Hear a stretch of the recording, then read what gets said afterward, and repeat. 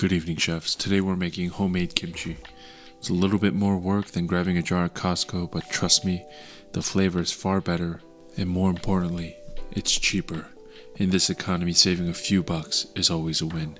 First, take your napa cabbages and split them into quarters. You can cut them into halves, but I find quarters easier to handle. Today I'm working with 4 cabbages, and now it's time to brine them, or pickle them. Not sure which term is quite right, but essentially we're taking these bad boys in salty water and we're going to submerge them. Baptize, submerge, and drown. I'm using a coarse sea salt that I picked up at the Korean market. While other salts work, this is more traditional and cost efficient. Now I'm going to do this in bowls and pots and whatever I can find. I've heard of people doing this in trash bags, but I'm afraid of my kimchi smelling like lavender. I ran out of sea salt, so I'm going to sprinkle some kosher salt to make sure the sodium is good. Flip these cabbages once in a while to make sure they're all pickled nice and evenly. Let them sit about an hour or two. The longer the better, but just don't let them soak for weeks. That's too much. Now onto the sauce, or kimjang in Korean. Here's where the magic happens. Here's what you need. 1 whole onion, peeled and chopped. This is so it blends easily. Then I'm going to take some gochgaru, Korean chili flakes, and add 2 cups to the mix.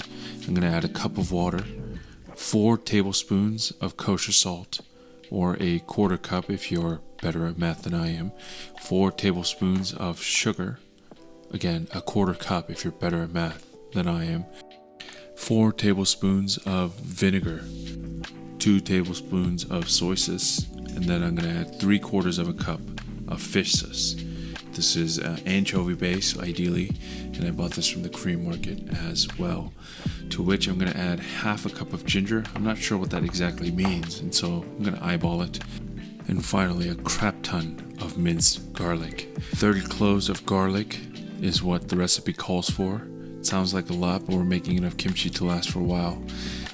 I'm using minced garlic that I had in the freezer. Next, I'm going to prepare some green onions. I'm going to trim the ends and I'm going to cut them into thirds. I'll put these in a bowl and I'll save them for a little bit later. I like to save the ends for some stock. I'll put it in a bag and freeze them. Now, time to blend. We're going to start blending slowly until everything is smooth and vibrant. It should look like the sauce is dancing in the blender. There it is. Now we take it off the blender. Drain your cabbage and give it a good wash.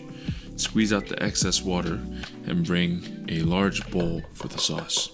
You're going to want every little bit of the sauce. I'm going to try to get it out of the blender blades, which I don't do very well. Now get the sauce and pour it out of the blender into the bowl. Again, every last bit possible. I'm going to get a spoon and try to scrape it out and give it a good stir. Now for the fun and messy part. Put on some gloves and hopefully you're wearing something that you don't mind staining, because this sauce will stain. Here I have a kimchi container for storage. Now we're going to take a handful of the sauce and massage it onto the cabbage.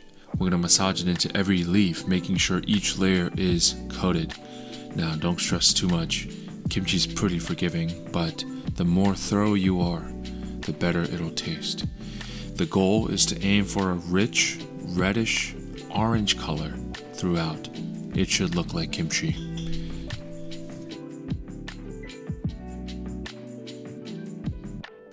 Once you finish, you can pack the kimchi into the containers. For smaller batches, mason jars work well, but I'm going to use a kimchi container here. I'm going to layer the chopped green onions after every layer of cabbage for extra flavor. Kimchi making traditionally is a communal activity. Neighbors, families gather together to share the labor. Today I'm flying solo because, well, that's none of your business. After a couple of hours, I've got 1 large container and a smaller one ready to ferment. You're going to leave your kimchi out at room temperature for about 2 days and then transfer it into the fridge. After 2 weeks, it'll be ready to enjoy, and the flavors will only deepen over time. You can eat it fresh, salty, garlicky, fishy, awesome, and it pairs well with dishes like pork posam, Speaking of which, if you haven't, check out my pork bossam video as well. If you've enjoyed this video, smash that like button, subscribe, and leave a comment. And as always, thanks for cooking.